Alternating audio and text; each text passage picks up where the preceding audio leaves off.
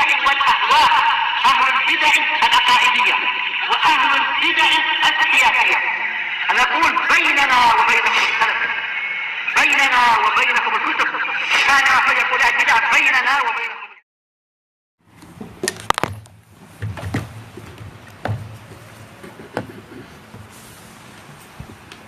Bismillahirrahmanirrahim. Qala al-Imam an-Nawawi rahimahullah wa an Jabir radhiyallahu anna nabiyya sallallahu ini sudahkah? Ini sudah. Baik. Al-Hadisul hadi wa samanun ba'da 381 wa an Ibnu Umar radhiyallahu anhuma anna nabiyya sallallahu alaihi wasallam qala arani fil manam atasawwaku bisiwak. Fa'ilnya tidak ditunjukkan, tapi jelas kita tahu fa'ilnya yaitu huwa, kembali kepada Allah atau kembali kepada malaikat.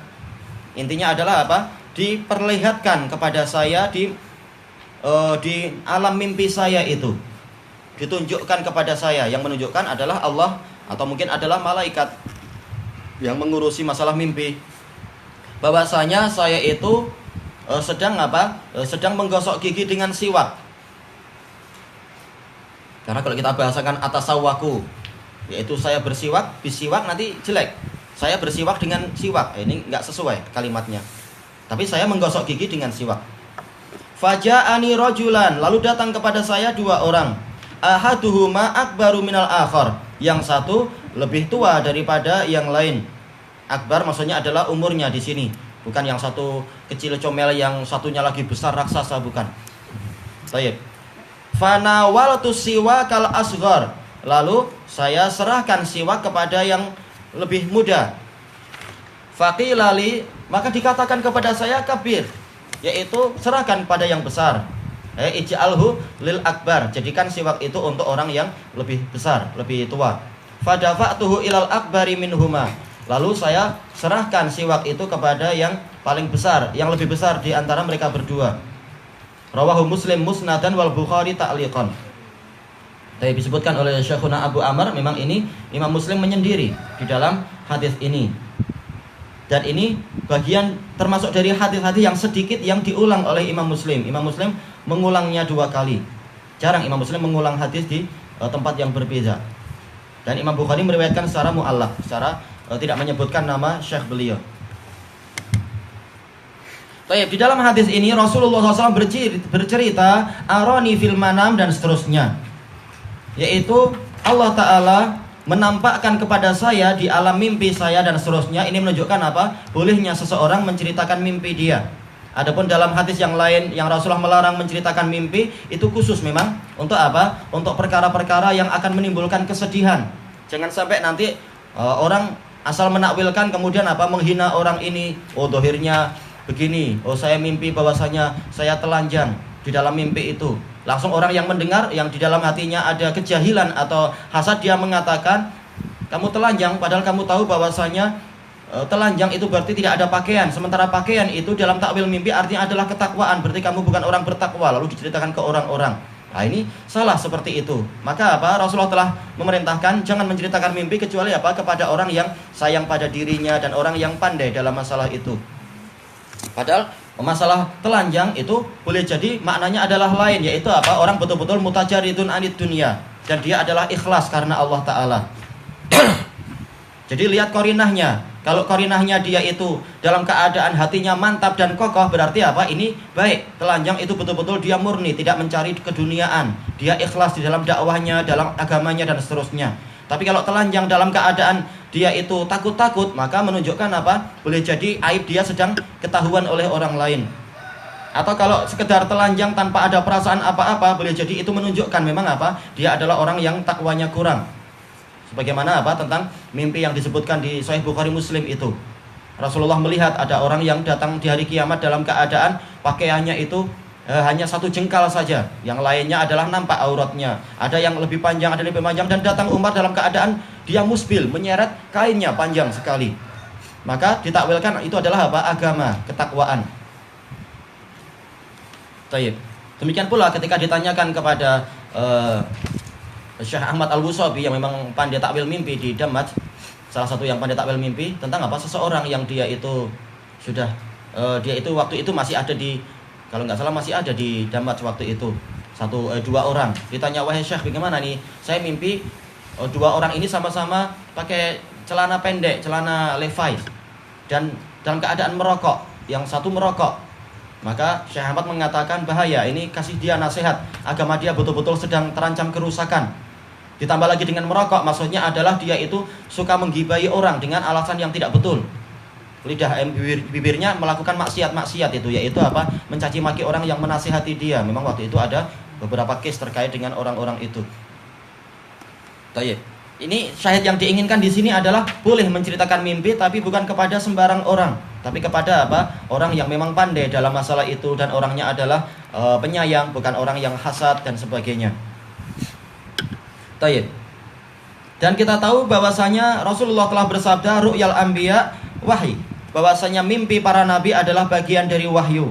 Makanya Rasulullah jadikan ini sebagai apa? Sebagai pengajaran untuk umat, karena di dalamnya ada syariat ternyata. Yaitu apa? Atasawwak, yaitu saya bersiwak. Menunjukkan apa? Bahwasanya memang siwak ini adalah perkara yang disyariatkan dan tidak layak untuk dihina. Bersiwak. Sama saja siwak itu pakai kayu-kayu siwak itu yang memang di dalamnya ada zat-zat yang baik, atau dengan apa? Dengan sikat gigi yang modern itu juga baik. Ditambah dengan apa? Pasta giginya itu dan sebagainya. Ini semua adalah perkara yang sangat digalakkan di dalam Islam. Betul-betul apa? Kalau Rasulullah tidak khawatir akan menyusahkan umat nih, beliau mewajibkan itu. Laula an asyqa ala ummati la amartuhum bisiwak, bukan setiap hari, bahkan apa? Inda kulli shalah. Seandainya bukan nanti akan menyusahkan umatku nih, aku akan perintahkan mereka bersiwak setiap kali sholat, bukan hanya setiap hari, bahkan bukan hanya sehabis makan dan sebelum tidur, tapi apa? Setiap kali mau sholat. Tayyib. Faja'ani rajulan, lalu datang kepada saya dua orang, ahaduhuma akbar minal akhar, yang satu lebih tua daripada yang lain. Tayyib. Kalau kita gabungkan dengan hadis yang lain, hadis siapa itu? Aisyah radhiyallahu anha, juga hadis Abi Musa, bahwasanya apa? Rasulullah SAW bersiwak dalam keadaan ada orang lain yang melihat. Ini menunjukkan bukan termasuk merendahkan kehormatan seseorang kalau dia bersiwak di hadapan orang lain. Cuma memang inilah sisi apa? Keagungan siwak. Kalau kita betul-betul pakai kayu siwak, orang nggak akan memandang itu sebagai suatu kehinaan. Tapi kalau kita di hadapan dia, kita pakai pasta gigi dan sikat gigi, memang tampak jadi aneh itu. Cocoknya adalah apa? Di kamar mandi, di bilik tandas kita gosok gigi itu, atau di atas zingki, bukan di hadapan orang lain. Tapi kalau pakai kayu siwak memang apa? Ini tampak agung, bukan tampak jadi suatu yang hina. Tayyib. Maka seperti itu boleh, sebagaimana dijelaskan oleh para pensyarah, boleh kita bersiwak di hadapan orang lain. Kemudian disebutkan di sini datang kepada saya dua orang, yang satu lebih tua daripada yang lain. Fanawaltu siwakal asghar, lalu saya berikan siwak ini kepada orang yang lebih muda. Tayyib. Ternyata apa? Allah Ta'ala mengkritik, Allah Ta'ala mengatakan memperbaikinya, yaitu apa? Kabir, serahkan pada yang tua. Ini menunjukkan bahwasanya apa? Jawazul ijtihad lin Nabi sallallahu alaihi wasallam. Wa hadza qaulul jumhur. Boleh Nabi SAW ijtihad, dan ini adalah pendapat jumhur. Ada sebagian ulama mengatakan enggak boleh Nabi ijtihad. Nabi itu enggak boleh bicara kecuali dengan wahyu. Tapi ternyata dalil-dalil yang ada menunjukkan Rasulullah boleh ijtihad, dan itulah yang betul sebagaimana dijelaskan oleh siapa itu? Imam Abu Ishaq Asy-Syairazi, juga Asy-Syaukani dan lain-lain. Kalau para ulama saja mereka dengan alat-alat ijtihadnya boleh ijtihad dan mendapatkan pahala, boleh jadi satu pahala dan boleh jadi dua pahala, maka bagaimana dengan Nabi yang alatnya itu paling sempurna, nggak boleh ijtihad, bahkan beliau yang paling berhak untuk mendapatkan apa? Pahala dari ijtihad tadi. Dan kenyataan menunjukkan seperti itu. Rasulullah SAW pernah ijtihad, ketika betul Allah Ta'ala tetapkan, kalau tidak betul langsung Allah Ta'ala perbaiki, seperti yang sekarang ini. Ketika ijtihadnya itu tidak betul, maka apa? Allah Ta'ala memperbaikinya. Langsung apa? Disuruh untuk apa? Menggantikan, memberikan kepada yang besar.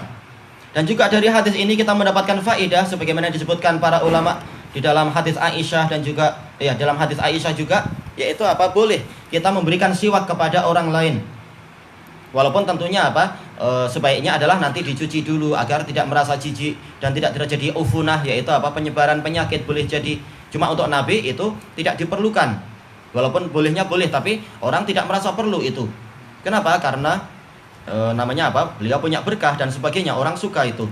maka tidak masalah. Adapun kalau selain Nabi memang apa? Disunahkan untuk dicuci dulu. Makanya ketika Rasulullah SAW melihat siwak Abdurrahman, saudara dari Aisyah, Aisyah tahu apa yang diinginkan. Maka apa? Aisyah meminta Abdurrahman menyerahkan siwak itu untuk Rasulullah. Rasulullah mau bersiwak sebelum meninggalnya itu. Kemudian apa? Aisyah mengatakan, apa itu? Faqadimtuhu wa tayyabtuh. Maka aku gigit-gigit dia agar lunak, karena Rasulullah sudah sangat lemah beliau. Kemudian apa? Saya bersihkan siwak itu. Nah, kemudian diserahkan pada Rasulullah. Kemudian beliau bersiwak. Belum pernah saya melihat beliau bersiwak sebagus itu. Kenapa? Karena akan menghadap Zat yang Maha Agung, yaitu Allah Ta'ala. Maka kalau kita kepada orang biasa saja kita ingin tampil baik, apalagi kepada Allah Ta'ala, harusnya apa? Tampil dengan yang paling bagusnya. Baik. Kemudian apa? Rasulullah dikatakan kepada beliau, berikan kepada yang besar. Nah, inilah yang diinginkan oleh Imam Nawawi, yaitu apa? Manusia itu bukan dalam derajat yang sama, maka hendaknya setiap orang pun diperlakukan sesuai dengan kedudukannya. Sebagaimana dalam hadis yang lain Rasulullah bersabda, "Idza ja'akum karimul qaum fa'akrimuh." Kalau datang kepada kalian orang yang mulia dari suatu kaum, maka muliakan dia. Jadi tidak disamakan antara apa? Orang yang bangsawan dengan orang yang rakyat jelata di dalam apa? Di dalam pemuliaan. Bukan berarti hukum itu pilih kasih, tapi apa? Semuanya diletakkan sesuai dengan keadaannya. Tapi kalau sampai kemaksiatan, maka apa? Sama saja dia orang besar atau orang kecil, maka harus ditegakkan hukum pada dia. Baik, demikian pula termasuk dari meletakkan pada tempatnya adalah apa? La tahillu shadaqah li ghaniyin wala li dzimiratin sawi. Sedekah itu tidak halal untuk orang yang kaya. Maka apa? Sedekah kita gunakan untuk apa? Memuliakan orang-orang miskin. Semuanya diletakkan pada tempatnya. Dan juga tidak halal bagi orang yang memiliki kemampuan untuk bekerja. Syahidnya di sini adalah semuanya diperlakukan sesuai dengan posisinya yang ditentukan oleh syariat. Baik. Kemudian apa? Rasulullah mengatakan, maka saya serahkan itu kepada orang yang paling besar di antara mereka berdua. Ini menunjukkan Rasulullah SAW itu betul-betul taat kepada syariat. Tidak seperti kebiasaan sebagian apa? Orang-orang yang zalim, para penguasa-penguasa yang zalim. Syariat itu untuk rakyat kecil, sementara untuk rakyat besar itu tidak ada syariat. Seperti sebagian ulama-ulama yang jahat itu, syariat hanya untuk apa? Rakyat jelata, untuk orang awam. Tapi orang yang semacam kami, enggak ada halal haram. Ini dolim, jahat sekali, enak sekali kamu itu. Jahat. Rakyat kecil ditetapkan hukuman ini, hukuman itu, wajib ini, wajib itu. Sementara yang ustadz-ustadznya atau ulamanya, itu enggak ada lagi halal haram. Ini dolim namanya. Bahkan apa? Semuanya hukumnya sama di dalam syariat. Cuma apa? Pemuliaan itu lain, sesuai dengan kadar kemuliaan seseorang. Tayyib, wallahu ta'ala a'lam.